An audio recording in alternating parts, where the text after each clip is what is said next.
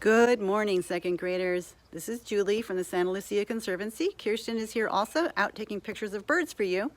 But we wanted to bring our bird class, at least a little bit of it, to you since you couldn't come to us this year.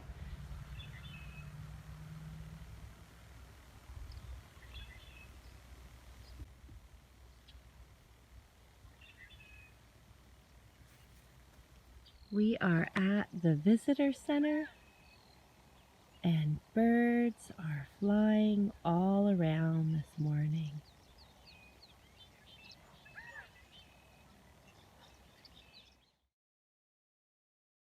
One of our signs of spring is definitely that the birds are very active.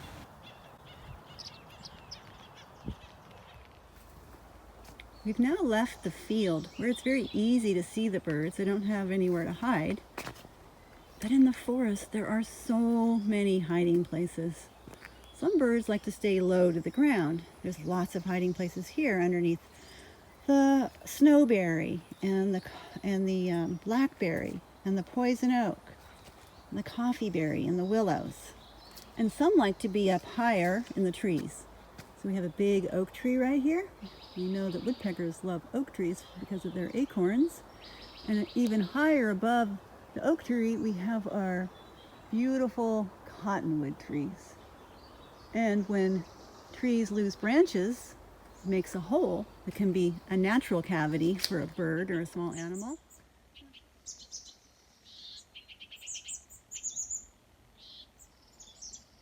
Hello, it's Kirsten and I have some nests to show you today.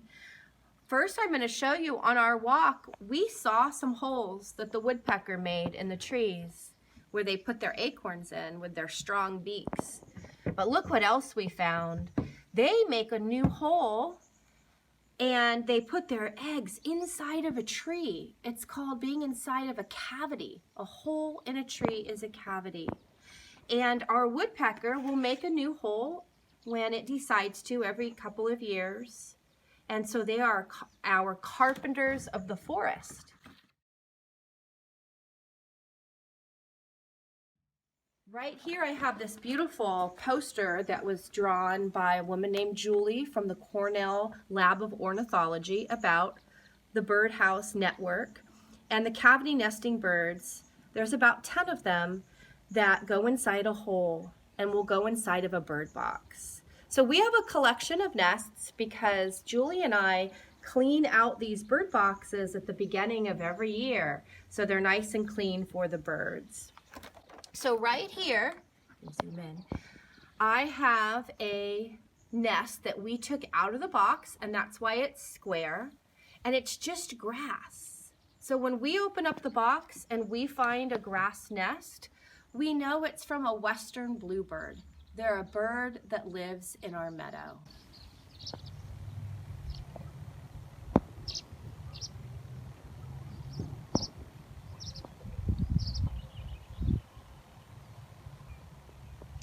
The bluebird. We have a western bluebird and it has nesting material in its mouth. A big long piece of grass. I don't know if you can see it. I'm trying to get, oh, it's going in the box with the piece of grass. There it goes, right inside. It's peeking its little head out and it's on the fence. And the grass is hanging out of the hole.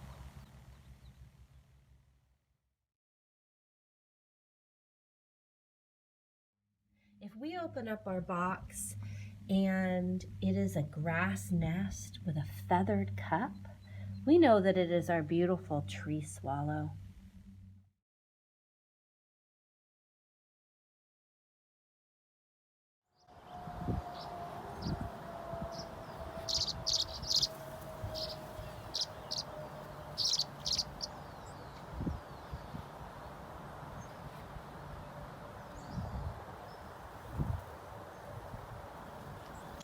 Open up a bird box and it is filled with sticks and lined with these large sycamore leaves.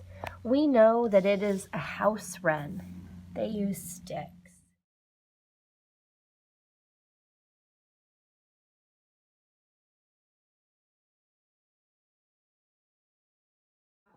and we find this type of nest, which was made with redwood bark, and this is actual fur from a dog. So this is a dog fur and redwood bark nest. It is the chestnut-back chickadee. Chickadee, chickadee, squeak, squeak. Oh, there's one kind of close. They hop around. Birds just don't sit still. There's two of them in the tree right there. I doubt if you can see them, but you might see the tree shake. They're small. Oh, there's one hanging upside down, making the branch bounce around. They're looking for eggs and they're looking for bugs on the leaves. They eat all day long. And they say, chickadee, chickadee, chickadee, dee dee. We open up our box and find this nest. It's made with plant material and moss and lichen. We know that it is our tufted titmouse.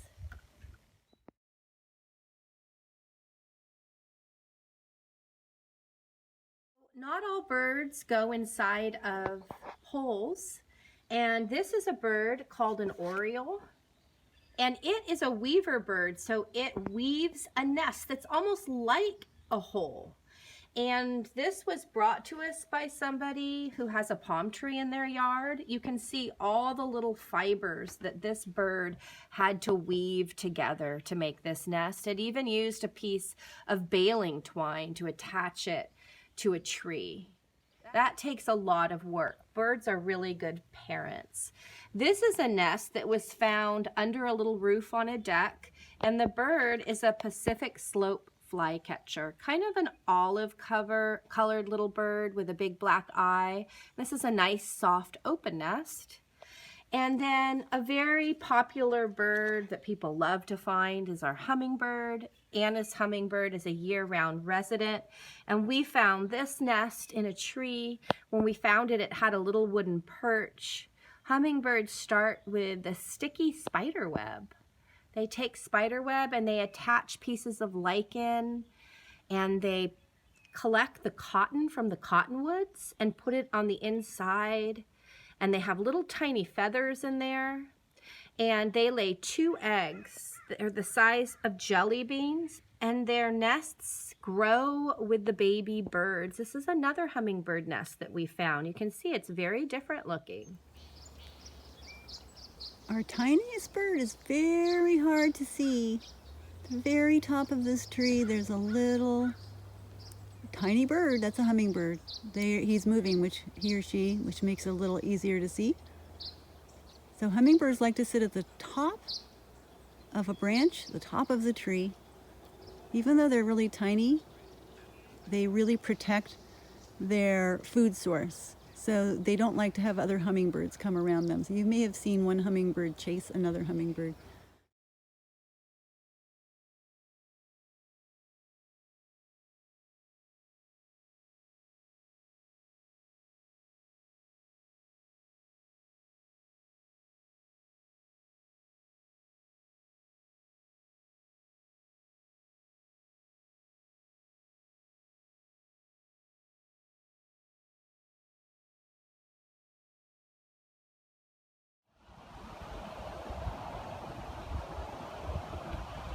The Carmel River